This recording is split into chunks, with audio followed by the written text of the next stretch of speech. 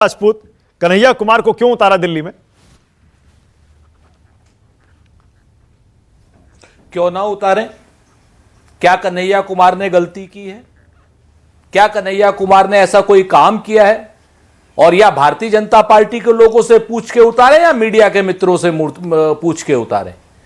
जो लड़का पूरे देश में सांप्रदायिकता के खिलाफ अलख जगा रहा है, जो लड़का संविधान को बचाने की बात कर रहा है, जिस लड़के के खिलाफ पूरे देश में भारतीय जनता पार्टी और उसकी समर्थक मीडिया, मैं न्यूज 24 को फिर नहीं कह रहा हूं, भारतीय जनता पार्टी और उसकी समर्थक मीडिया जिस तरीके से उसको टुकड़े टुकड़े गैंग, टुकड़े टुकड़े और क्या नाम उल्टी सीधी बातें कर रहे हैं, तो क्या हम अपने एक राजनीतिक कार्यकर्ता की हत्या होने दें? नहीं होने देंगे। बहुत स्पष्ट रूप से। अच्छा, ओके, पहले मैं एक बात स्पष्ट कर दूं सुरेंद्र भाई, पहले मैं एक बात स्पष्ट कर दूं। आपने कहा क्यों ना उतारे, मैंने ये सवाल नहीं किया कि आपने क्यों उतारा जी। क्यों उतारा से मेरा मकसद ये था सवाल पूछने का, आपकी रणनीति क्या है? कन्हैया कुमार को आपने क्यों उतारा?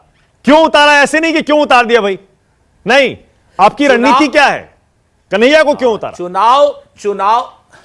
चुनाव में एक ही रणनीति होती है, जीतने के लिए उतारा है।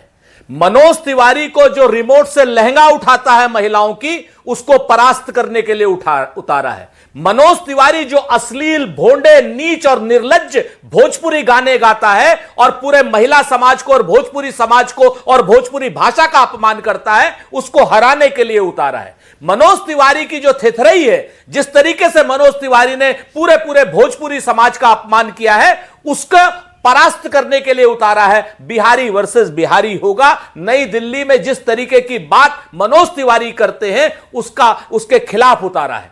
अच्छा, एक बात बताइए, आपको बिल्कुल डर नहीं लगा? आपको बिल्कुल बेचैनी नहीं हुई या मन में बिल्कुल शंका पैदा नहीं हुई? ये वही कन्हैया कुमार हैं जिन पर टुकड़े टुकड़े गैंग के आरोप लगे, देशद्रोही नारों के आरोप लगे, जेल भी गए।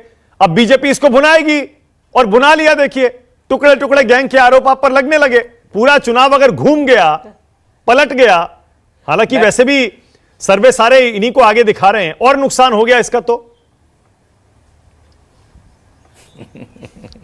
देखिए, प्रधानमंत्री नरेंद्र मोदी जी से लेकर के भारतीय जनता पार्टी के निचले लेवल के कार्यकर्ता तक आज की डेट में हार के डर से हताश है, निराश है, और इसी वजह से सांप्रदायिकता की बातें कर रहे हैं, संविधान विरोधी बातें कर रहे हैं। देश के उस संविधान ने कन्हैया कुमार को बिल्कुल क्लियर किया है कि उन्होंने कोई टुकड़े टुकड़े वाली बात नहीं की। अगर वो राजद्रोही या राष्ट्रद्रोही होते तो अभी जेल में होते।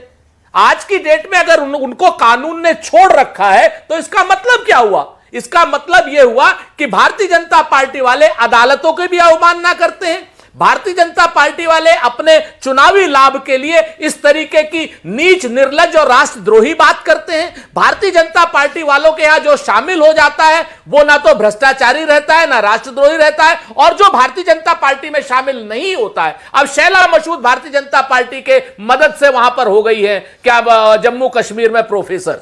आप बताइए मुझे, आरपी सिंह जी बताएं या नरेंद्र मोदी बताएं कि वो टुकड़े टुकड़े गैंग वाली है, वो टुकड़े टुकड़े गैंग वाली है, या फिर वो टुकड़े टुकड़े राष्ट्र भक्त हैं? आज की डेट में शैला मसूद को कोई भी आदमी टुकड़े टुकड़े गैंग वाला नहीं कह रहा है। क्यों नहीं कह रहा है? क्योंकि शैला राशिद, शैला राशिद, सॉरी नाम गलत हो गया। शैला राशिद को ये लोग टुकड़े टुकड़े गैंग वाला क्यों नहीं कह रहे हैं? आज की डेट में तो अपने घर में बैठाए हुए हैं, अपनी बहन और बुआ बना करके। क्यों बैठा है भाई? बताइए, वो दोनों के ऊपर एक ही आरोप था ना, कन्हैया को।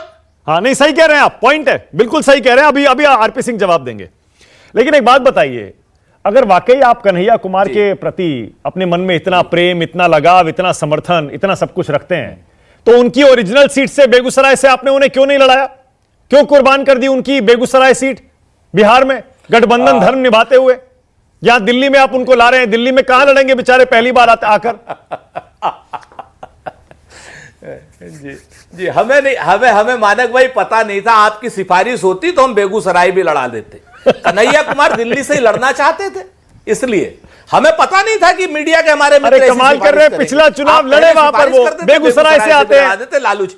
अरे उनकी जन्मभूमि है, कर्म भूमि, उसको बनाना चाहते हैं। वो मेरे इंटरव्यू में उन्होंने कहा कि हाँ, मैं बेगूसराय का हूं, वहीं से लड़ना चाहूंगा, पिछली बार भी लड़ा था। मैं जिम्मेवारी से कहता हूं, अभी 4 दिन पहले मेरी कन्हैया से बात हुई थी। मैं जब दिल्ली आया था, आपसे भी मिला था।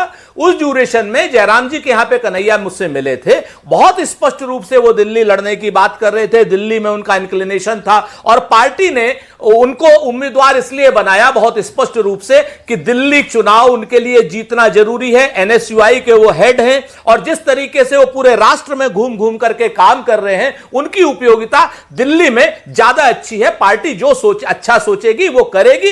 बाकी रही भारतीय जनता पार्टी की, तो एक बड़ा पुराना शेर था मानक भाई, कहते ना कि कैसे कैसे सपने पाले बैठे हैं, सब पानी में कांटा डाले बैठे हैं। तो ये पानी में कांटा डाल करके जो भारतीय जनता पार्टी के लोग बैठे हैं, इनसे जरा शैला राशिद के बारे में जरूर अच्छा एक चीज और नरेंद्र मोदी अभी पूछ रहा हूं, लेकिन आपने कन्हैया कुमार पर ये जो कांटा डाले बैठे हैं कहा, क्या कन्हैया कुमार को बीजेपी ने अपनी पार्टी में लेने की कोशिश की थी क्या? जी। क्या कन्हैया के पास भी ऑफर था क्या? आप इशारा क्या कर रहे हैं? अरे बिल्कुल